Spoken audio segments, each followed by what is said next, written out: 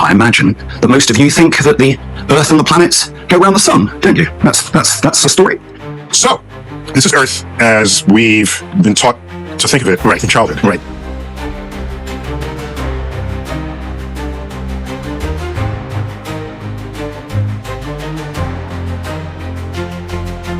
All day long, beating you over the head in their media, telling you what to believe, what to think.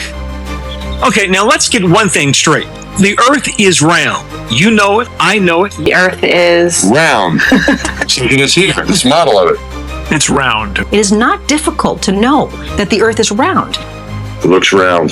It is round. Round. Yeah. Like a circle. That's right.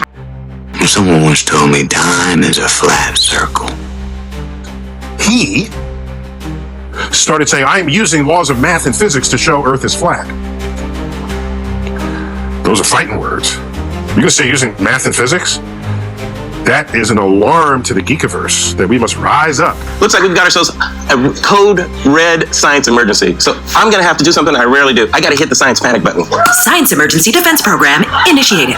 The Earth isn't flat. Okay, now let's see. How do we go about proving that? One of the things you can see yourself with a pair of binoculars is if you actually go out to a lake and there are boats on that lake, the farther away a boat is, the more the bottom of the boat will disappear and you'll basically just see the mast of the boat. And as a boat goes farther and farther away, the last thing you will see is the very top of the mast of that boat. And that's because the boat is actually going over the horizon that's curved. That wouldn't happen if the Earth were flat. You would simply see the boat getting smaller and smaller and smaller as it went farther away, but you'd be able to see the whole thing with the same proportions. The fact is, of course, that the light rays from the lower part of the ship are no longer reaching the shore.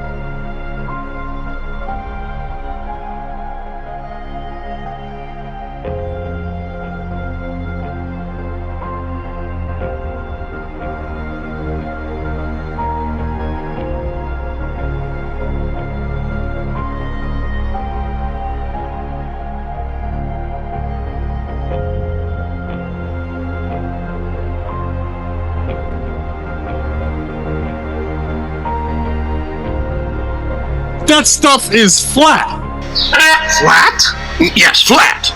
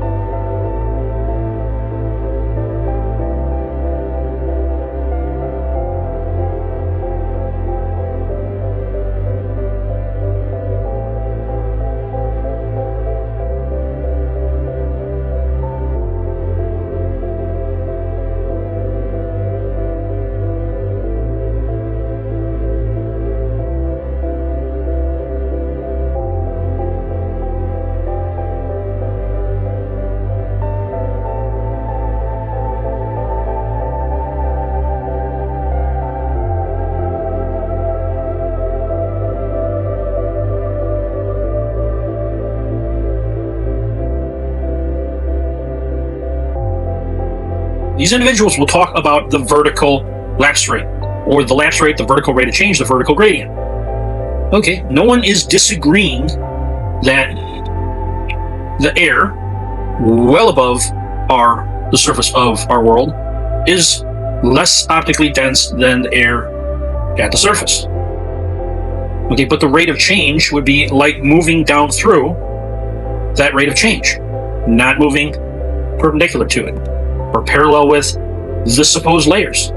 Horizontal or side to side, you don't have that same change.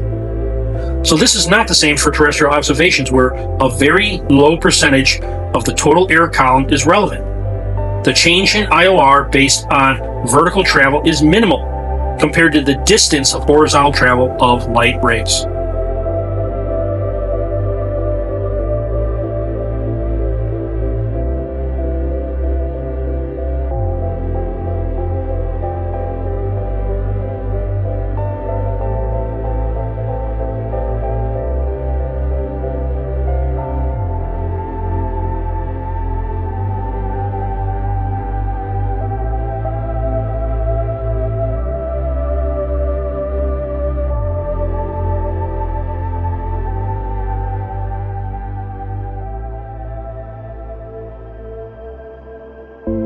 In Aristotle's account, the Earth was at the center of the universe, and the stars and the planets went round the Earth. And it was unbelievably accurate. And to give you an idea of just how accurate, when Copernicus put forward his story, he didn't think that it was any better than the Aristotelian system.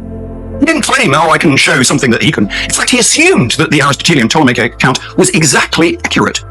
It wasn't for more than 200 years after he put it forward there were any ways in which the heliocentric world, as it's known, of Copernicus was seen to have any observable benefits. And there are some people who would argue that we can correct, as it were, the Aristotelian account in order to get it just as effective now as the heliocentric account. So what's going on here?